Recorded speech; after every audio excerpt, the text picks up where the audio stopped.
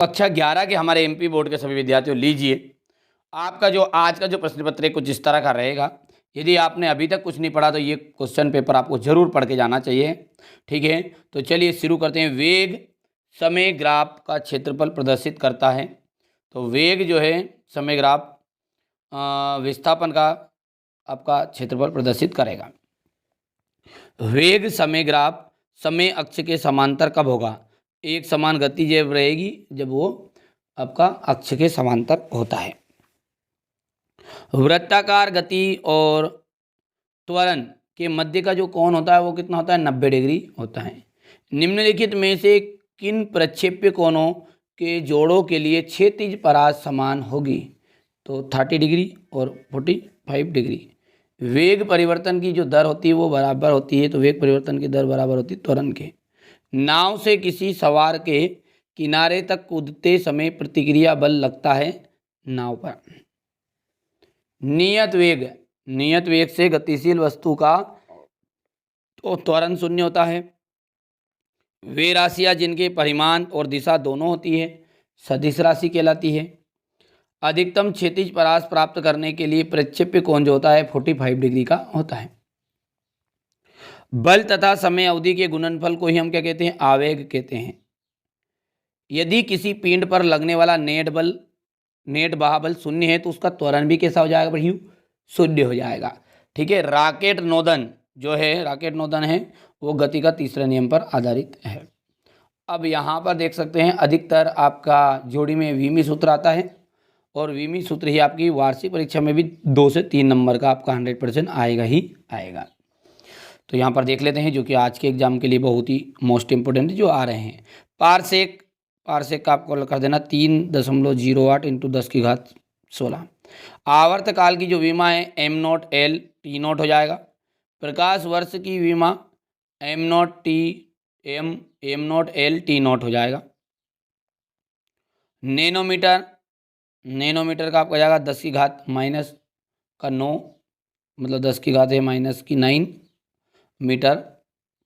आपेक्षिक घनत्व का जाएगा m0 l0 t0 और खगोलीय मात्रक जो होता है वो होता है 1.496 इंटू 10 की पावर यानी 10 की पावर 11 मीटर। कर लोगे। अब है आपका एक वाक्य में उत्तर जो कि कुछ इस तरह का रहेगा। स्थिति समय ग्राफ की प्रवणता क्या व्यक्त करता है? तो कण के वेग की। ठीक है, वो कण के वेग को प्रदर्शित करेगा। एकांक सदिश कैसे कहेंगे? ऐसा सदिश जिसका परिमाण एक इकाई हो। यह इकाई होता है, इकाई मतलब एक इकाई की बात ही चल रही है, एकांक सदिश कहलाता है। दो सदिशों को बराबर कब कहा जा सकता है? जब उनके परिमाण और दिशा समान हो। ठीक है, गुरुत्व के अधीन गिरते हुए द्रव्यमान के एक पिंड पर नेट बल का मान कितना होगा? 0 होगा।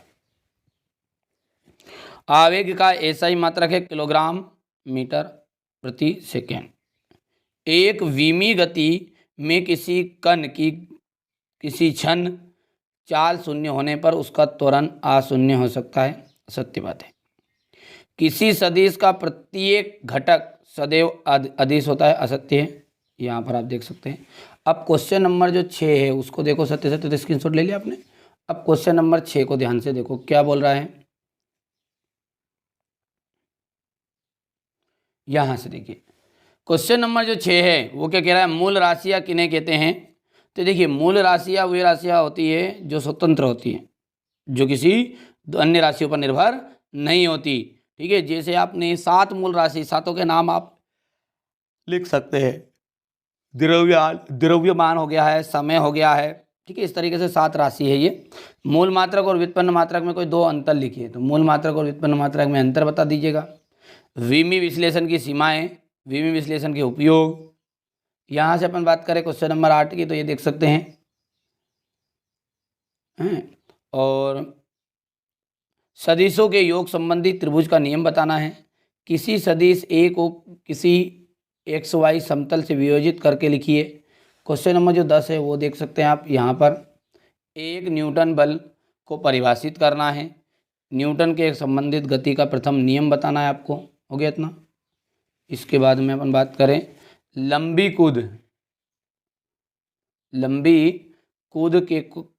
लंबी कूद में खिलाड़ी कुछ दूरी से दौड़कर आते हैं ताकि वे अधिक दूरी तक कूद सके। इसमें गति के किस नियम का उपयोग किया गया है? कार्य ऊर्जा प्रमेय बतानी है, सदिशों के अदिश गुणांक के कोई 2 गुण लिखना है, ये जरूर करके जाना है भैया। हैं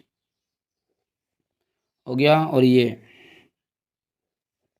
कर लोगे, हो गया भैया, ये तो आ ही रहा है, समझ लो। हो गया क्वेश्चन नंबर 16। क्वेश्चन नंबर 16 के बाद में ये रहा आपके सामने क्वेश्चन नंबर 17। ये यहाँ से ये प्रक्षेप वाला है।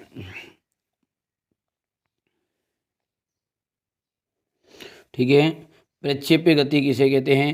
पृथ्वी की सतह से क्षैतिज परास के लिए सूत्र बताना है।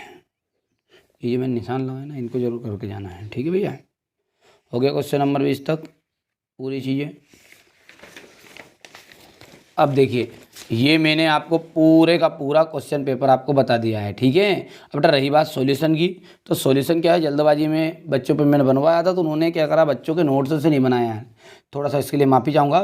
बाकी सॉल्यूशन क्या है, सॉल्यूशन तो मेरे पास PDF है, पर वो थोड़ा सा आपको समझ में नहीं आएगी, थोड़ी सी है ना, समझ रहे। मैंने पहले सॉल्यूशन एक वीडियो बनाया था तो सॉल्यूशन डाला था, तो मुझे पढ़ा, फालतू है, कुछ ज़्यादा चीज़ इसमें इंटरेस्ट वाली नहीं है। तो कॉपी से आपको पढ़ना है, यदि हो तो, नहीं हो तो आपका अभी का काम तकाओ, अगला पेपर में अपन पूरा सॉल्यूशन के साथ आज मैं प्रोवाइड करवा दूँगा अगले पेपर के लिए। ठीक है, चलिए तो मिलते हैं अगले वीडियो में।